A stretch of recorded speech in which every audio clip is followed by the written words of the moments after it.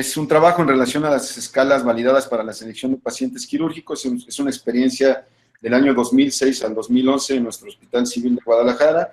Somos los mismos presentadores de la ponencia anterior. El síndrome de médula anclada secundaria es una patología reconocida desde mediados del siglo pasado. Así fue designada por Hoffman y colaboradores en los años 80 y, a final de cuentas, es el resultado de la reparación al nacimiento de un defecto de disrafismo espinal. La descripción de la médula anclada es un concepto discutido desde hace 150 años. Como les comentaba, Harold Hoffman en 1976 acuñó el término de médula anclada. El síndrome de médula anclada se define como una disfunción neurológica, urológica u ortopédica progresiva ocasionada por la fijación de la porción distal de la médula espinal y el filum terminal, ya sea congénita o bien adquirida por la reparación de un disrafismo espinal. La disrafia espinal abierta relacionada al meningocele es aquella en la que sobresalen las meninges por una apertura espinal, y el mielomeningocele compromete también a la médula espinal, las meninges y el líquido cefalorraquídeo. Pero es que cuando tenías las opciones que decía compartir la pantalla, share the screen, Sí. habían 3 opciones, no sé si las viste. Y hay una opción en la cual puedes compartir la presentación, o puedes compartir toda la pantalla, o solo la pantalla que tienes abierta. O sea, tienes 3 opciones cada vez que le dices share screen. Si quieres, deja de compartir la pantalla, la vuelves a compartir y vas a ver que hay 3 opciones. Y hay una en la que compartes toda la pantalla. Ok. Entonces, pero es que... Ok. Sí. No, se va la pantalla. Pero, a ver, ahí donde está, dale clic a las diapositivas del lado, de tu lado izquierdo. ¿Qué pasa? Sí, ahí sí lo puedo presentar así, pues. Sí, cada slide marca. Cuando quiere cambiar, marca el slide. Sí. Eso es, sí, perfecto. Sin poner la presentación, digo, como... Sí, yo creo es mejor para marcar cada slide a la columna izquierda. ¿Ahí sí la ven ustedes? Sí. Sí, ahí. Sí. Bueno, vamos a continuar entonces. Dentro de la epidemiología de la espina bífida, sabemos que la prevalencia en México es de 2 por cada 1000 nacidos vivos, y lógicamente se relaciona mayormente a países de bajo y mediano ingreso económico. Hay grupos con ascendencia europea, como les había comentado. Dentro de la fisiopatología, el estiramiento de la médula espinal es el que precisamente provoca mayormente los problemas, como ya fue descrito en el año 2004 por Yamada y colaboradores. Ellos hicieron estudios animales, en modelos animales, en donde precisamente ellos encontraron que el problema principal del daño isquémico y el daño mitocondrial de la médula espinal estaba relacionado principalmente a este efecto de tracción sobre la médula espinal. ¿Por qué las lesiones se restringen a los niveles lumbosacros? Clínicamente, la sintomatología indica que las lesiones se localizan principalmente a este nivel. En los modelos animales se observaron alteraciones del metabolismo oxidativo debajo del último par de ligamentos dentados, y sobre todo en los humanos las lesiones se observan por debajo de los niveles de T2, L1, a menos de que haya lesiones coexistentes a niveles más altos. Porque la incontinencia se vuelve irreversible antes que la disfunción sensorio-motora, porque precisamente el cono medular es más vulnerable a la tracción debido a su proximidad con la fijación caudal y a que tiene un diámetro también menor. También esto fue demostrado en un estudio en el año de 2004 en modelos animales, que después de estiramientos repetitivos del cono, sufría un daño histológico de manera temprana, resultando en una incontinencia permanente. Muy bien, ¿por qué los síntomas varían en intensidad conforme progresa el síndrome de médula anclada? Primero, porque existe una reducción constante del citocromo A y el A3 asociado a un repetitivo estiramiento de la médula durante las actividades diarias asociadas a flexión y extensión, y porque ocurre también un empeoramiento de manera súbita cuando se fuerza la flexión y la extensión de la médula espinal.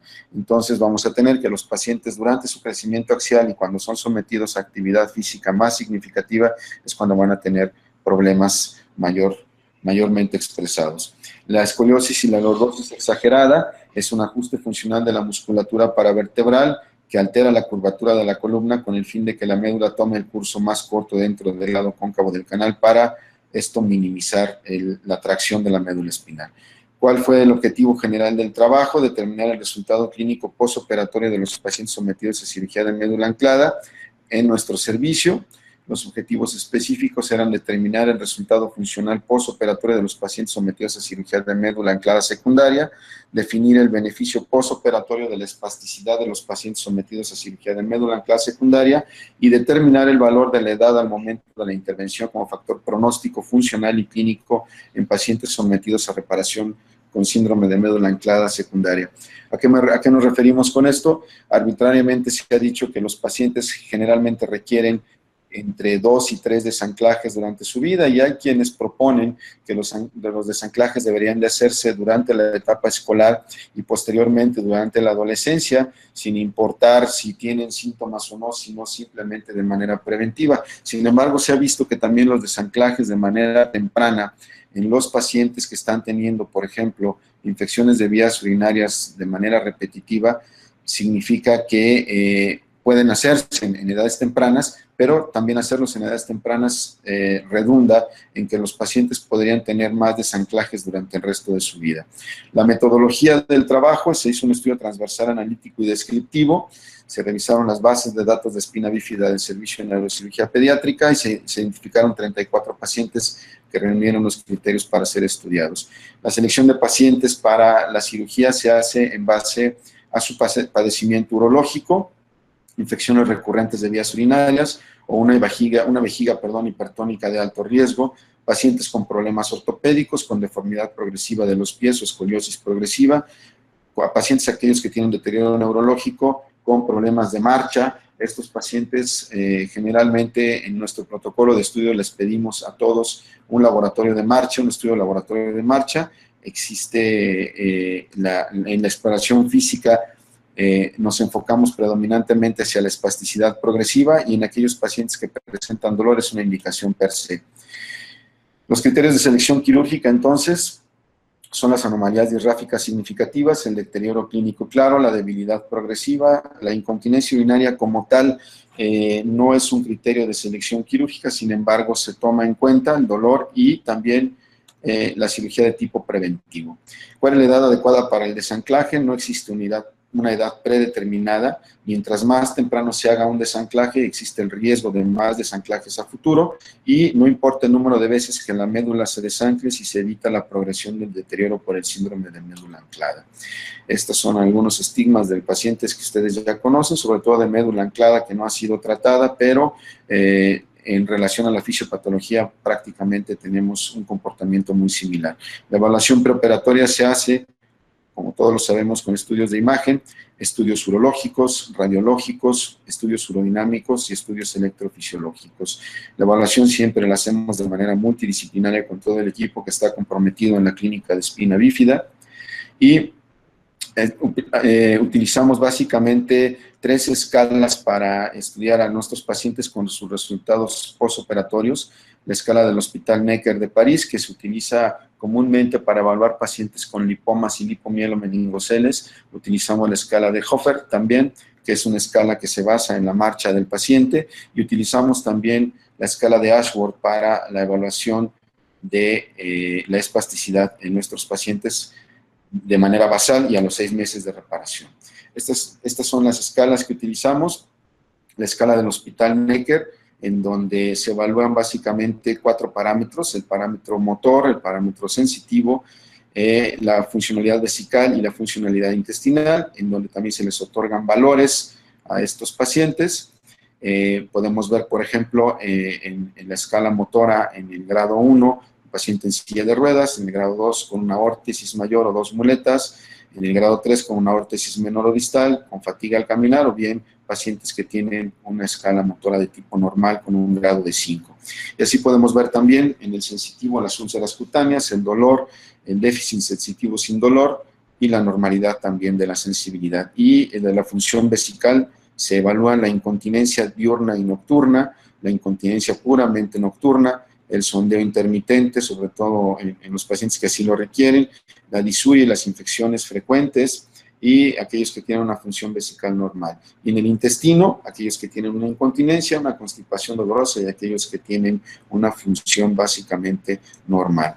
Dentro de la clinimetría de la escala ambulatoria de Hofer también vamos a encontrar que utiliza 5 puntos principales en aquellos pacientes que no son ambulatorios, en aquellos que tienen, que son ambulatorios pero son una situación de tipo terapéutico, aquellos que tienen la necesidad de acompañarse de un familiar usando muletas o una silla, o bien aquellos que son libremente ambulatorios en la comunidad pero que utilizan algún tipo de apoyo, y aquellos que son completamente normales. En la espasticidad, ustedes conocen la escala de Ashworth, esa es la que utilizamos finalmente para evaluar clínicamente los pacientes que fueron sometidos a liberación de médula anclada secundaria. Los estudios radiológicos preoperatorios para evaluar el sitio de anclaje y las malformaciones asociadas que pudieran estar presentes. Ustedes saben perfectamente el desarrollo del syrinx o bien la presencia también de quistes dermoides relacionados al procedimiento quirúrgico inicial. ¿Qué hacemos nosotros? Hacemos una preparación preoperatoria. Todos los pacientes son sometidos a cirugía con monitoreo electrofisiológico. Básicamente hacemos monitoreo o pedimos que nos hagan monitoreo con una electromiografía evocada para estar haciendo estimulación durante el procedimiento quirúrgico, para asegurarnos que la resección de las estructuras que estamos nosotros liberando no vayamos a comprometer más allá la funcionalidad del paciente. Y también hacemos en algunos pacientes que así lo requieren, sobre todo aquellos que tienen igual una funcionalidad más preservada, hacemos potenciales evocados motores para su vigilancia transoperatoria.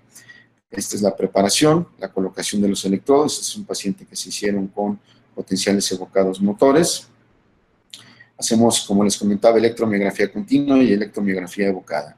La técnica quirúrgica que utilizamos para los pacientes, lástima que no se puede ver en un mayor plano, pero lo que hacemos básicamente es abrir sobre la misma incisión, seguimos el plano óseo de disección para encontrar todo el muñón de la cirugía previa. Hacemos una liberación inicial precisamente de este tejido cicatrizal, porque básicamente se encuentra anclado hasta la última porción, a la porción distal sacra. Hacemos una primera liberación de todo el tejido antes de entrar intraduralmente. Liberamos todo el muñón. Hacemos una disección periférica y posteriormente hacemos el abordaje ya intradural y hacemos la liberación de las estructuras de la médula espinal que pudieran estar atrapadas ahí, y lo que conseguimos es básicamente que el objetivo de quitar los mecanismos de tracción sobre la médula espinal sean liberados, y el paciente pues lógicamente se beneficia a partir de un desanclaje de tanto el tejido cicatrizal como del tejido nervioso que se encuentra dentro de la dura madre.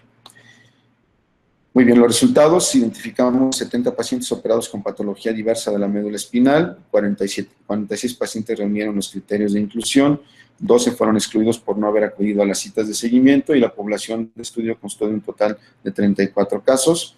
Los datos demográficos: 18 masculinos, 16 femeninos, con una edad promedio de 7.5 años. El diagnóstico en la mayor parte de los casos fue de un mielomeningocele, y lo que le otorga quizá un sesgo al trabajo nuestro es que también incluimos 2 pacientes con lipomiellomeningocele. Los anclajes más frecuentes, el nivel de anclaje más frecuente fue a nivel de L3-4 y en L5-S1 en 11 casos con un 32.4%. Ninguno de los pacientes fue reintervenido después por reanclaje medular sintomático. Estamos hablando de los resultados de hace algunos años. El promedio de 6.8 cirugías por año, se hizo liberación del anclaje completa en 94% de los casos e incompleta en 2 casos, todos relacionados estos 2 casos con una cirugía posterior de un lipomiellomeningocele.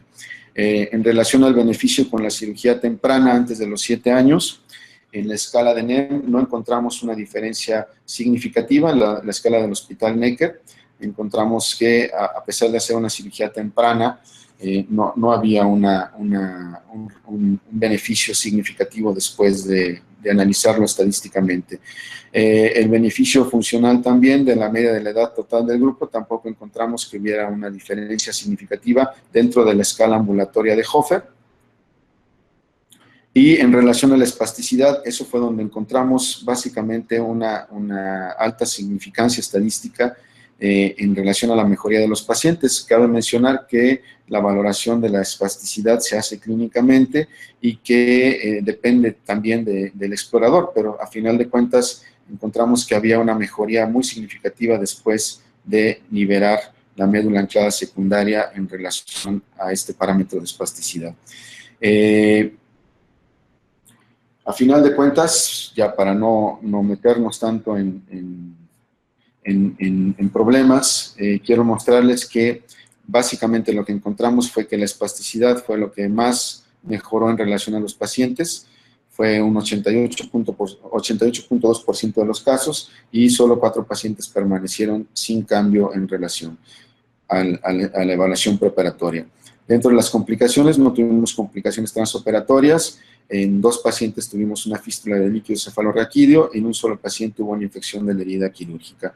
Conclusiones, básicamente encontramos que la mejoría clínica fue fundamentalmente en la espasticidad y esto redunda sobre todo en que los pacientes tienen predominantemente una espasticidad distal, sobre todo en el pie, y es donde generalmente les compromete mucho la función motriz, y al mejorar la función, al mejorar la espasticidad puede también mejorar la función de la marcha. No existió diferencia significativa en las otras escalas funcionales. Tampoco hubo una diferencia en la mejoría clínica en relación con la edad del paciente, ni al momento, del desanclaje medular, ni tampoco hubo una diferencia significativa con el tiempo transcurrido entre la reparación del mielomeningocele y el síndrome de médula anclada secundaria. El trabajo está a su consideración. Muchas gracias. Pues muchas gracias, Luis. Muchas gracias para su paciencia. Y no es tu culpa. Esta plataforma tiene, no sé cómo se dice en español, bugs. Tiene bugs. Y no es tu culpa. No es tu culpa. Muchas gracias. Ok, Penel, ¿tiene comentario o preguntas para Luis? Carlos, César, ¿tiene preguntas o comentarios para Luis? ¿Por Patty? Solamente felicitarlo. Adelante. Felicitarlo por la conferencia. Realmente, como había hablado a la mañana, esta es una patología que tiene muchas controversias en la cirugía del redesanclaje. Al menos aquí en Argentina me he encontrado con 2 grupos que unos sí operan y otros no operan a los pacientes con mielomeningocele. Entonces, es bueno que nosotros como neurocirujanos jóvenes podamos transmitir a todos los residentes y a todos los estudiantes de que sí hay una mejoría clínica, luego, tal como lo ha demostrado el profesor en su presentación. Muchas gracias. Ok, gracias, Patty. ¿Y Carlos, tiene algo pregunta Luis? Bueno, en primer lugar, yo creo que fue una presentación bastante aceptable. Sin embargo, mis críticas son un poquito bastante fuertes. Una, ¿por qué denominamos médula anclada secundaria? ¿Secundaria qué?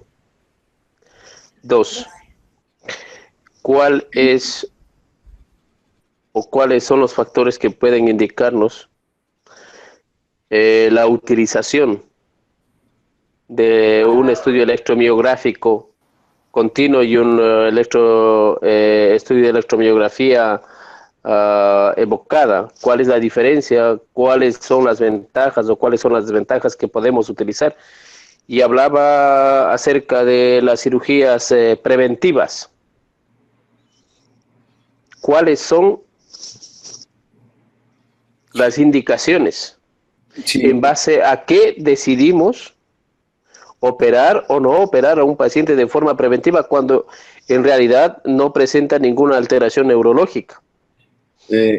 Precisamente en eso se centraba el comentario inicial. Yo le decía que algunos grupos, como bien comenta la doctora Patti, algunos grupos optan por no hacerle ningún tipo de procedimiento a los pacientes que ya han sido operados previamente de un mielomeningocele, o bien algunos otros sugieren que el paciente debe ser desanclado las veces que sea necesario con tal de que no tenga un deterioro neurológico posterior.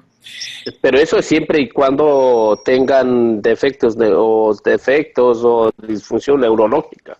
Pero mientras no tenga defecto, disfunción neurológica, entonces no se puede determinar si ese paciente va o no a presentar. Sí, yo le preguntaría a usted en su experiencia, no sé qué tantos pacientes tengan ustedes con síndrome de médula, y el síndrome de médula anclada secundaria, el término básicamente es referido secundaria a la reparación de un dirrafismo espinal. Eso es el término, es secundaria a un dirrafismo espinal. Usted opera un dirrafismo espinal y la médula anclada se va a presentar prácticamente en todos los pacientes que desarrollen un síndrome de médula anclada con sintomatología florida, como lo hemos visto, pues eso ya depende de la evolución de cada paciente. Sin embargo, en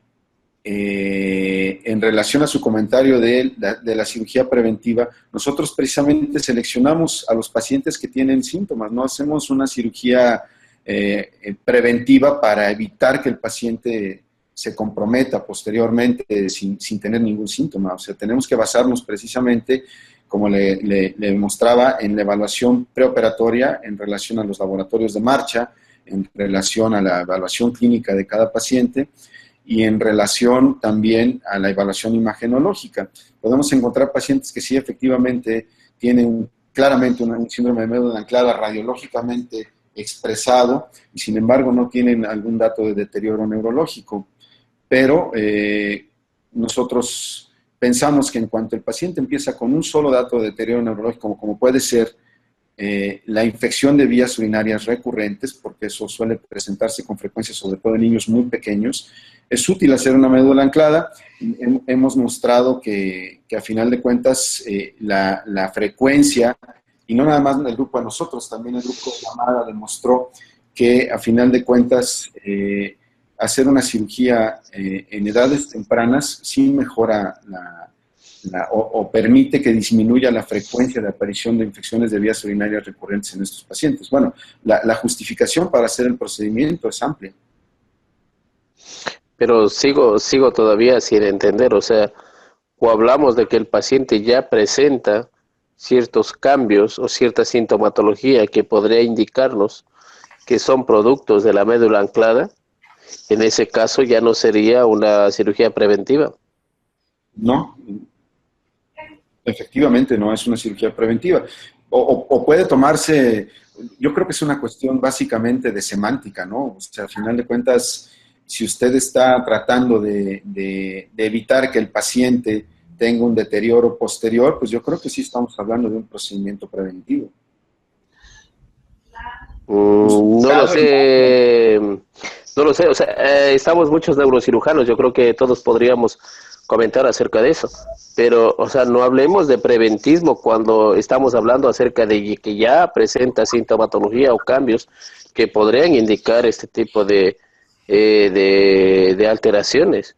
O sea, no veo nada claro en ese aspecto. O sea, no podemos hablar de prevención. O sea, la cirugía no es preventiva. Perdón que me meta, doctor, con su permiso. Los pacientes mielomeningocele, que es lo que el doctor está hablando, los pacientes ya nacen con la médula anclada. Hacemos el reparo anatómico de la médula anclada en las primeras horas de vida. Y en todas las cirugías de reanclaje que nosotros hemos realizado, hemos visto que hay adherencias que se forman en el transcurso de los años. ¿Cuándo empiezan estos niños con la sintomatología? En el periodo del crecimiento, entre los 3, 5 años, 8 años o en el momento de la pubertad. Lastimosamente, no en todos los países y no todos los centros cuentan con un equipo multidisciplinado especializado en pacientes con mielomeningocele. Si bien en el hospital en que me formé, que en el Hospital Graham, es un centro de referencia y llegaban muchos pacientes, aún así era muy difícil hacer un control muy estricto. Muchas veces los pacientes volvían después de un año, año y medio, y cuando uno empezaba el interrogatorio, ya tenían los problemas tanto ortopédicos o urológicos o la escoliosis, o ya te encontrabas con una siringomielgia en la resonancia. Entonces, tal vez la forma preventiva es hacer un análisis más exhaustivo con el personal de salud experto en el tema de mielomeningocele, ya que sabemos que estos pacientes por la evolución natural van a llegar a formar una cicatriz a nivel del cono medular por el tiempo que ha pasado, y cuando ellos crezcan se va a producir la elongación del cono, ya produciendo la alteración oxidativa, la isquemia por la elongación de los vasos y produciendo más adelante los deterioros urológicos y ortopédicos.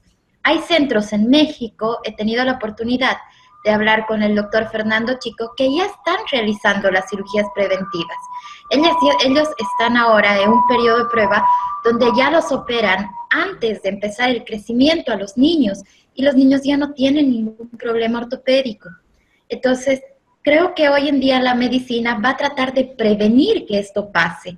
Ya tenemos nosotros datos de que esto sucede. ¿Cómo podemos hacer para que los chicos no tengan mayor deformidad ortopédica, que no tengan trastornos urológicos, haciendo el seguimiento más seguido? Pero muchas veces no es posible, o porque son de muy bajos recursos, o que viven en otra parte. No sé si eso podría responder la pregunta a la que usted se refería, profesor. Sí, pero ¿cuáles son las pruebas objetivas en base a las cuales podríamos determinar estos cambios? ¿O cuáles son las pruebas que podrían darnos la indicación de una cirugía preventiva? La clínica. Pruebas, vamos a tener las imágenes, que sí se va a ver el anclaje. Vamos a tener a los kinesiólogos, que nos van a hablar que el paciente ya tiene disminución de fuerza, que puede haber ya cambiado de un grado 4 a un grado 3 en algún miembro inferior. Hacer pruebas más seguidas de urodinamia. Ante la más mínima alteración, ya pensar que el paciente ya está empezando con un sufrimiento medular. No esperar hasta que llegue a pasar todos los trastornos para recién poder ir a operar, sino darle mayor calidad de vida al chico. Me gustaría comentar un poco al respecto, para ser un poco abogado del diablo aquí, y el referee aquí de de estos comentarios. ¿Me escuchan? Sí, sí, adelante. Ok, Sí. Entonces, el punto es este, es decir, todos estos chicos nacieron con una médula anormalmente enlongada, ¿ok? En todos estos años de carrera y operando un montón de estos pacientes, en contadas ocasiones, diría así que los podría contar con los dedos de la mano, pacientes que tuvieron un mielo y que después les hice una resonancia, me encontré un cono a una altura casi normal, pero prácticamente todos van a estar anclados. Les voy a decir cuál es el factor de anclaje más importante. El factor de anclaje no solamente es la cicatriz dorsal, que se empieza a formar apenas cerramos la dura, ¿verdad? Que se empieza a hacer ese proceso de adherencia de la porción dorsal del cono con el saco, sino otro fenómeno que curiosamente no está bien descrito y que me imagino que todos ustedes lo han visto. Y son las raíces caudales, las pocas raíces que salen caudalmente, que son anormalmente cortas. Esas raíces no se van a estirar a hacer una cola de caballo, mentira que se van a estirar. Y son las raíces que cuando vuelves a operar a ese paciente, te siguen anclando la médula, y que muchas veces cuando haces las pruebas de electrofisiología, te vas a encontrar de que hay información que está pasando por esas raíces, y ahí es donde tienes que, dirían aquí en mi país, poner el huevo y decidir si estás dispuesto o no a sacrificar una de esas raíces con tal de que mejore la función motora. Ahora, el comentario a referencia a lo que decían, si existe realmente una cirugía profiláctica, o sea, si existe una forma de darse cuenta. Los anclajes son sintomáticos en 2 etapas de la vida, y eso tiene que ver con el crecimiento longitudinal de la columna. Y ustedes saben que los brincos de crecimiento de los niños están cerca de los 5 a 6 años y luego nuevamente entre los 10 a 12, cuando van a arrancar con la pubertad. Y ahí es cuando generalmente vamos a encontrar evidencia de un deterioro clínico. Por otra parte, es muy difícil en un niño menor de 4 años que tú puedas obtener a través de pruebas de urodinamia datos claros, es decir, todavía la literatura no se pone de acuerdo cuáles son los patrones normales a esa edad. Sí puedes ver cambios.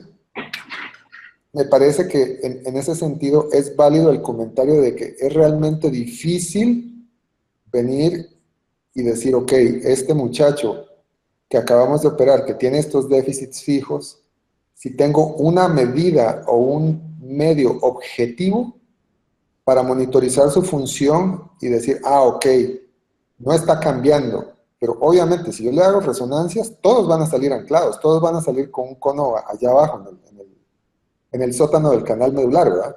Pero poder decir objetivamente que los vas a operar siendo asintomáticos, me parece que es un tema de gran debate, porque hay muchos de estos pacientes que los estamos siguiendo a largo plazo, y que por imagen tienen evidencia de seguir con médulas largas, pero hay muchos de ellos que nunca llegan a desarrollar el síndrome completo como tal, ¿verdad?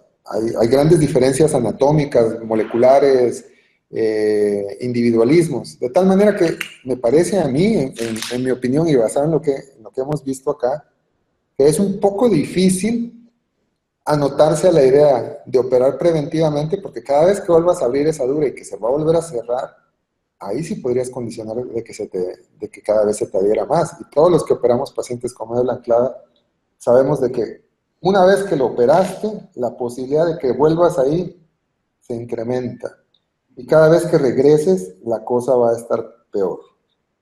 Ahora, por otro lado, un comentario que es la pregunta que yo tengo para Luis, que me llamó mucho la atención en la técnica que ustedes describen, es que ustedes disecan el muñón completo de la dura, si bien entiendo. ¿Cierto, Luis? Así es, disecamos el muñón completo del plano óseo, y posteriormente abrimos la dura y hacemos la disección también de las estructuras de la médula espinal. Y volvemos. ¿Qué pasa con los trayectos? ¿Qué pasa con los trayectos? O sea, ¿qué pasa con es decir, con las salidas radiculares? Esa parte no la tocan, simplemente es el muñón en sentido dorsal, no se meten abajo. Exactamente, cicatrizal, sí, por supuesto. Y cuando llegas, por ejemplo, al anclaje más distal, a la porción sacra que está pegada a la cicatriz de todo el tejido, de todo ese tejido de reparación, a partir de allí nosotros empezamos a utilizar la electromiografía evocada para estar estimulando las estructuras y ver si finalmente esas que parecen raíces funcionales realmente lo son. Si tenemos respuesta, pues la frustración es que no puedes, como tú lo comentaste bien hace un rato, no puedes hacer sección de esas raíces porque realmente llevan algún tipo de información y es cuando surge la controversia de si lo vamos a seccionar o no lo vamos a seccionar. Pero sí, Okay.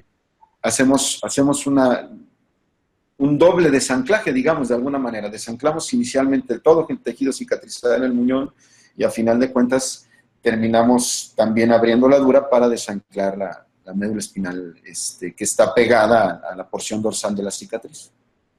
Okay. Hay casos realmente difíciles en esto, pero probablemente, yo sé que es un tema de gran controversia, ¿verdad? Pero una de las cosas que uno de mis maestros me enseñó hace muchos años es que en aquellos pacientes en los cuales, vamos a ver, un paciente con un mielomeningocele toracolumbar, ¿ok? Que es un paciente que tiene una movilidad prácticamente restringida, ¿verdad? Lo que llega a mover de L2 a veces, para lo único que le sirve es como para medio flexionar la cadera, pero realmente no le va a proporcionar ningún tipo de locomotricidad, ¿verdad? Es trabajo muscular prácticamente nulo, ¿verdad? En el cual comenzamos a ver que está desarrollando una escoliosis progresiva, que se nos está deteriorando porque tiene una vejiga de muy baja capacidad, ¿verdad? Que es un paciente que motoramente no tenés nada que rescatarle a ese paciente. Lo único que tiene es una vejiga hipertónica que te está dando problemas y además te está haciendo escoliosis. En ese paciente, pero solo en ese, es un paciente en el cual yo me siento y hablo con los padres y les digo, vean, lo que este muchacho tiene de acción muscular para fines prácticos es nada. Y por ese poquito se está deteriorando toda la función. Y en ese paciente nosotros entramos, abrimos la dura y hacemos una cordotomía. Seccionamos completamente la médula de sus inserciones distales, creamos un nuevo saco y ese paciente, la vejiga que era flácida, espástica se torna flácida, es más fácil manejarlo desde el punto de vista de su cateterización o si tiene una neovejiga, ¿verdad? Se para la escoliosis y realmente lo que perdieron motoramente y sensitivamente fue cualquier cosa. Sí. Yo sé que es un punto de vista muy radical, pero se los dejo ahí, como dicen, en el aire. Incluso en algunos pacientes, cuando tienen un déficit neurológico muy profundo y lo que pretendes, como la fisiopatología lo indica, es quitar básicamente los mecanismos de tracción sobre la médula espinal, al momento en que tú haces la primera disección sobre el borde óseo y disecas completamente el muñón, estás quitando precisamente el mecanismo de tracción, o sea, porque está anclado hasta la porción del sacro, y liberas inicialmente todo el muñón, lo disecas completamente, y básicamente te encuentras con que los mecanismos de tracción a los que estaba sometido a la médula espinal, pues lógicamente han mejorado.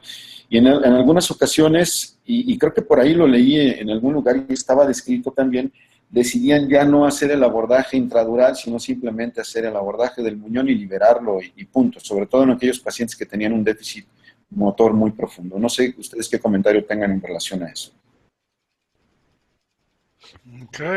Ok. Oye, hola, Griselda. ¿Quieres decir algo a Luis? ¿Está bien? ¿Y César, está bien? Ok. ¿Me escuchas? Oh, sí, puedo, sí. Ok. Bueno, nosotros no tenemos tanta experiencia en desanclar médulas, excepto en pacientes con lipomielo-meningocele, y realmente era un resultado bastante frustrante en el sentido de que hacíamos el desanclaje en estos pacientes, el desanclaje del cono medular, cuánto ganábamos de longitud, de desanclaje en estos pacientes, cuando mucho eran 5, máximo 10 milímetros, cubríamos la parte final con teflón, esperando que con eso evitáramos un reanclaje en esos pacientes. Sin embargo, no lo logramos. En la actualidad lo que hacemos es mantenerlos nada más en vigilancia, dado la controversia que hay. Recuerdo muy bien en la conferencia en donde estuvimos en Liverpool con Dashin Pan, y no recuerdo el nombre del otro médico de Francia, donde existía esa controversia tan importante en mantenerlos solamente en vigilancia, como se hace en Europa, y el desanclaje que se hacía preventivo en Estados Unidos y después se trasladó a Latinoamérica, pero habría que ver realmente a futuro, ver realmente cuáles son los resultados reales de todo esto. Yo creo que es bastante importante el saber determinar exactamente, o sea, cuándo determinamos que es una cirugía preventiva y cuándo determinamos que es una cirugía causal. Por otro lado, tenemos que determinar la parte importante, o sea, la parte comercial, o sea, tenemos que ser bastante claros y fidedignos en cuanto es a la práctica médica. Si nosotros vamos a Estados Unidos, estamos completamente inmiscuidos en lo que es la práctica comercial, o sea, te doy un servicio, me pagas por el servicio, que es diferente a la práctica europea en la que yo me encuentro, en la que estoy inmiscuido, en donde es servicio y sin dinero. Entonces son dos visiones totalmente distintas. Y sabemos muy claro en que, por ejemplo, no tratemos los cambios morfológicos observados en imagenología.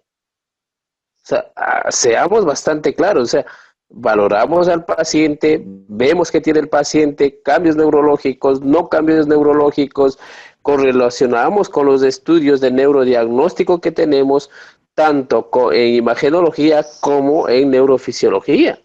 Entonces yo creo que, o sea, tenemos que ser un poco bastante claros. O sea, en primer lugar, no existe la cirugía preventiva. Lo que sí sabemos claro es que en función de las pruebas y de los cambios neurológicos que presenta el paciente, pues hay que indicarles el tratamiento adecuado a ese paciente. Entonces, yo creo que desde ese punto de vista, o sea, tal vez un poco duro los comentarios que yo hago, pero es lo que se tendría que realizar, ¿no? O sea, por algo es que tenemos que realizar los manejos o los protocolos multidisciplinarios, o sea, que en un equipo médico no solamente decida una persona, sino que se decida en función de los resultados que existen y que se obtienen bajo un concilio médico. Yo recuerdo, aludiendo a tu comentario, yo recuerdo hace algunos años hubo un congreso en la ciudad de Chiapas, aquí en México, en donde se presentaron varios trabajos en relación a síndrome de médula anclada, precisamente en pacientes secundarios a la reparación de mielomeningocele. Y a final de cuentas, había una postura en relación al Hospital Infantil de México, en donde se hacía la propuesta precisamente de hacer una cirugía preventiva con una edad determinada, es decir, operarlos a los 6 o 7 años, no recuerdo exactamente, y posteriormente operarlos en la adolescencia también, es decir, en los 2 picos de crecimiento axial más importantes. Y generó, como tú bien lo comentaste, una controversia espantosa, porque todo el mundo empezó a pelearse, decir, bueno, ¿cómo vas a proponer una cirugía a una determinada edad? ¿Cómo vas a proponer una cirugía y vas a decir al paciente, cuando llegues a los 6 años, te vas a operar? Y cuando cumplas 12, te vas a volver a operar. O sea, ese es el criterio que generó una controversia mayor en relación a este problema. Y precisamente lo que nos hemos dado a la tarea es tratar de buscarle de alguna manera una explicación a la propuesta quirúrgica o hacer de alguna forma justificada, digamos, la selección de pacientes que realmente requieran un procedimiento quirúrgico. Por eso nos dimos a la tarea de tratar de aplicar escalas que se utilizan corrientemente para pacientes que tienen sobre todo lipomas y lipomielomenigoceles y ver qué tan útiles son para valorar pacientes con una médula anclada secundaria, que lógicamente tiene un riesgo de sesgo muy significativo. Sin embargo, yo también pienso que la propuesta de decir a los 6 años o a los 7 años y luego otra vez a los 12 años me parece exagerada. No sé, Pati, si tiene algún comentario. Yo estoy totalmente de acuerdo con la postura de Carlos. Ahora, yo te voy a decir una cosa. Por lo menos en mi servicio, que somos medicina social, es decir, yo no gano un solo centavo por operar más o menos, ¿verdad? Así es, yo tampoco. Y me parece que, es decir, nosotros los operamos basados en síntomas. Ahora, ¿cuántos de esas manifestaciones de deterioro urológico en el paciente con mielo realmente revierte? Eso es un tema de gran controversia. Probablemente el lugar donde uno va a encontrar que mejora la función es en el dolor y en la espasticidad, pero realmente nosotros no hemos visto que haya una mejoría significativa en su función urológica. De tal manera que, por otro lado, lo que decía hace un rato, es terriblemente difícil en estos pacientes establecer una línea base sobre la cual puedas decir, es que se me está, es decir, lo voy a hacer profilácticamente, ¿verdad? Estás sometiendo a un riesgo quirúrgico y anestésico, sabiendo que incluso hay un porcentaje de estos pacientes que a pesar de estar anclados por imagenología, no van a tener manifestaciones de traje medular, ¿verdad? Entonces, o muchas veces cuando las manifiestan es allá por los 12 años y los operas y les va bien. Entonces, esa postura de desanclarlos en forma profiláctica me parece que va a chocar también bastante, ¿verdad? Con la visión. Yo, bueno, entre otras cosas, yo fui entrenado por el doctor McClone, que pues es como el abuelito de todos estos temas.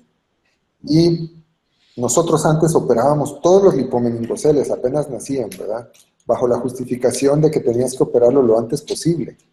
Hoy en día yo me pregunto cuántos de esos niños quedaron con disfunción de sus esfínteres producto de mi cirugía. Y hoy en día los seguimos profilácticamente y solo cuando vemos que tienen un deterioro progresivo, ¿verdad? Que generalmente lo vamos a ver por ahí de los 3, 4 años de que empieza a cambiar la vejiga, ok, entonces vamos y los operamos. Pero puedo decirles con toda sinceridad que tengo un buen número de pacientes que hemos venido siguiendo a lo largo de los años con su lipomeningocele que no tienen mayor cambio. O muchas veces ves el adolescente que llegó con un lipomeningocele y le ves todo y está bien, ¿no? Entonces, hay diferencias de paciente a paciente y estoy de acuerdo con Carlos en que, es decir, hay una importancia en tener una clínica de seguimiento de disrafismos, ¿verdad? Una clínica de duelo en la cual hay un urólogo, hay un ortopedista, está el trabajador social, está la enfermera especializada, estamos la gente de neurocirugía, está la gente de fisiatría, y entre todos evaluamos al paciente en una sola jornada y compartimos comentarios al final de que, ok, ¿cómo vimos a fulano de tal? Bueno, yo lo veo bien, no, mira, yo lo veo que está empezando con problemas de la vejiga, sí, yo lo vi cojeando, el ortopedista te dice, mira, esa escoliosis que tenías está empezando a agudizar un poco más, ok, entonces hagámosle imágenes, veamos cómo está la cosa y decidamos si los síntomas persisten, vamos y los operamos. Porque también les voy a manifestar que yo he tenido la experiencia de tener pacientes de este tipo que en uno de esos, hay pacientes que están anclados, que tienen un mielo, ¿verdad? Y que por ahí de los 12 años, cuando se empiezan a dar el estirón de la adolescencia, de repente empiezan con dolor en las piernas, nada más, solo dolor.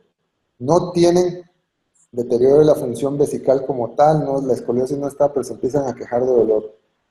En muchos de ellos me he quedado esperando a ver si va a aparecer alguna cosa y apenas que termina como el estironazo, como que se van estabilizando, se les quitó el dolor y siguieron como si nada.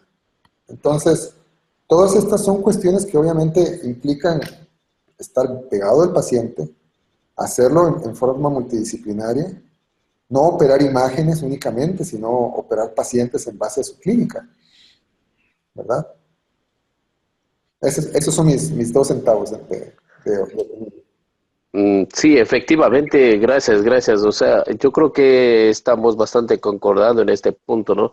Si, por ejemplo, en base a mi apellido o reviséis uno de los videos que hay en YouTube, que es acerca de una médula anclada, que justamente hablaba acerca de cuando un paciente presenta un dolor de miembros inferiores y que no existe más otra explicación que la médula anclada, que los cambios que se observan en la resonancia magnética. Entonces se hace la sección de esa médula anclada y el paciente automáticamente recupera, o sea, mejora en ese tipo de cosas. Siempre decidamos el tratamiento de un paciente en función no solamente de los cambios morfológicos observados en estudios de radiodiagnóstico, sino también con con la sintomatología y el cuadro clínico que presenta el paciente. O sea, siempre y cuando exista un manejo multidisciplinario, yo creo que debemos olvidarnos de que yo neurocirujano o yo neurólogo o yo fisiatra digo esto y esto, el problema es esto. No, al contrario, deberíamos hacer una interpretación en conjunto, ¿no? Una observación, valoración en conjunto y en función de eso tomar las decisiones correspondientes en un paciente. O sea, saber qué es lo que queremos ofrecer al paciente. Sabemos qué es lo que queremos mejorar al paciente. Y más que todo que en la actualidad, o sea, si nosotros estamos hablando acerca de una médula anclada secundaria después de la cirugía, que hay formación de fibrosis, formación de no sé cuánto, o sea, sabemos que en la actualidad tenemos las técnicas de neuromodulación y que en un gran porcentaje de los casos no hacen necesario que se vuelvan a retocar los campos o lechos quirúrgicos anteriores y que simplemente con la introducción de la neuromodulación podemos mejorar en gran cantidad, en gran medida, la sintomatología del paciente. Podemos mejorar, podemos disminuir la espasticidad del paciente, podemos mejorar la funcionalidad de la vejiga urinaria del paciente. O sea, hay que tratar de buscar específicamente en función de un análisis correcto del paciente, la técnica o metodología de tratamiento del paciente también. Muy bien. Muy bien discurso. Y vamos a terminar con esto. Y gracias para el panel y especialmente Luis para su paciencia con esta tecnología. Y gracias, Luis, para sustituto para Lorelei. Y mañana seguimos con cirugía estereotáctica en tumores cerebrales a las 11 de la mañana con Jaime Diego Pérez Ramírez de Ciudad de México. Y muchas gracias a todos y hasta mañana. Hasta mañana. Chao. Gracias. Hasta mañana.